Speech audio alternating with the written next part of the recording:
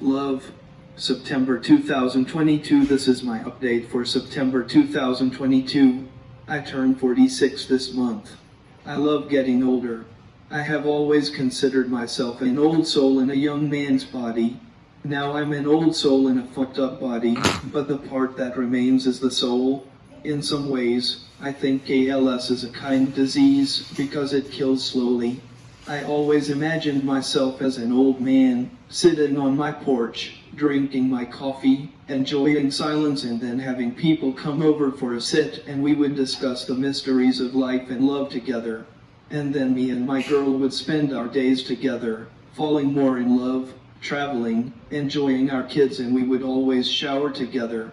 Well, I'm actually still being the gift of that life, just in my 40s. Of course, the shower part was going down different in my head, but everything else is happening rather smashingly. When people come around me and complain about getting older, I usually intentionally have fun with that. Especially when they complain about things on their body breaking. Really? Please pull up a chair and tell me more about how your left knee is sore when you get out of bed. I'm kidding, really. But I do get a chuckle.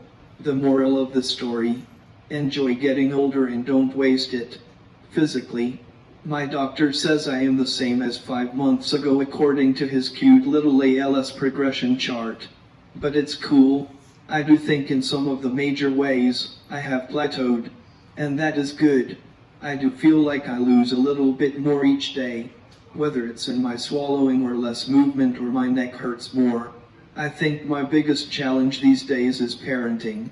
The other night I was trying to deal with 2 teenage boys fighting and one 10-year-old daughter dropping lines like, "What the hell is wrong with you two? Brother 1, you better not be fucking with brother 2. So, now I have all 3 in front of me. All I'm trying to do is let Chris grab a 30-minute nap before she has to be at the next kid's beck and call. But how do I do this? I can't talk. I can only type 15 words a minute and only 10 if I'm high. One of my boys can speak 172 words a minute. I know because he is the one who timed me, and then he picked up the book Alice in Wonderland, set the timer for 1 minute and read 172 words. So, that's proving to be my biggest challenge. I'm good with teenagers. I mean, I was one just a few years ago. I know how to be a dad to teenage boys. But, now, how do I do this? And little girls? Well, what the fuck do I know? I have no idea. I sent her to her room, but did express to her that her context and inflection were on point. She said, "Thank you," and went to her room. It takes me days sometimes to have full conversations with my kids about the important stuff, and it is difficult and frustrating. However, I did stumble across an idea that could revolutionize parenting. I have created a file for each kid, and when it is time for a conversation, whether correction or advice, I write what I want to say in their file and then read it to them. In addition, they have it forever. For example, one of my boys is really angry right now about our situation, me having ALS, and how it affects our whole family, including how it impacts his own social life. So I wrote this to him in his file: "Son, there is a thing called grief. And in Psych 101 they teach you the Kubler-Ross stages of grief. These 5 parts make up the stages of grief and include denial, bargaining, anger, depression, acceptance. And look, there are a lot of grief models, so pick one that resonates with your soul.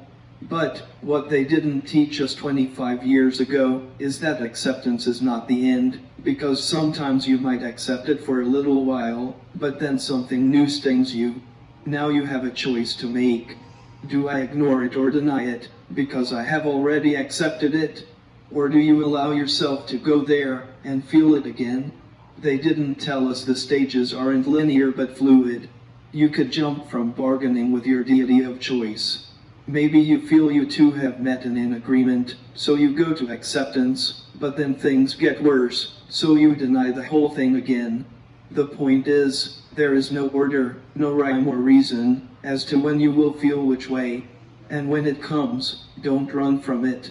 Acknowledge it. Invite it in. Offer it a White Claw or whatever that shit is that y'all drink, and as you and your taste buds continue to mature and grow, you might pour them a bourbon, and then sit with them and listen. Don't talk. Give space to feel.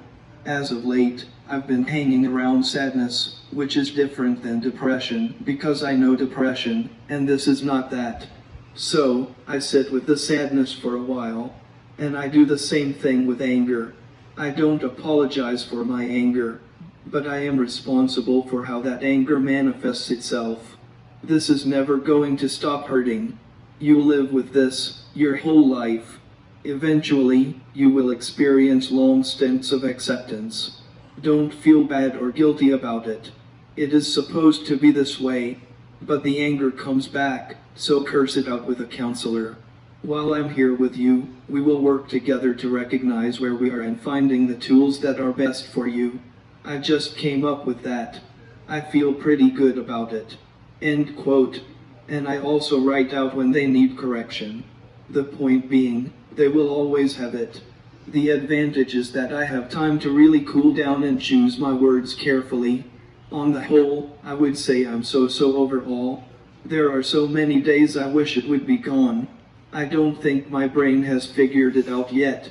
In all of my dreams, I still walk. Then I wake up and think, son of a bitch, I was so close. Alas, it is still here, so we just try to keep kicking.